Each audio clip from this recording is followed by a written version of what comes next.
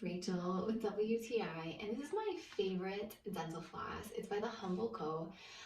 There's so many things that I love about this dental floss. First of all, I love the materials that are used to make the floss specifically. I find that it works really well. This packaging is so great, and it's also really easy to use. So when you buy it, it will come, just sealed like this. All you need to do is flip it up. When you open it, there'll be a little bit of floss here, and you're just gonna pull it, and you can see how easily it breaks off, and it glides really well between my teeth. This also has a nice minty flavor, and it has 50 meters as well. You can see how easily it glides between my teeth and how easy it is to use.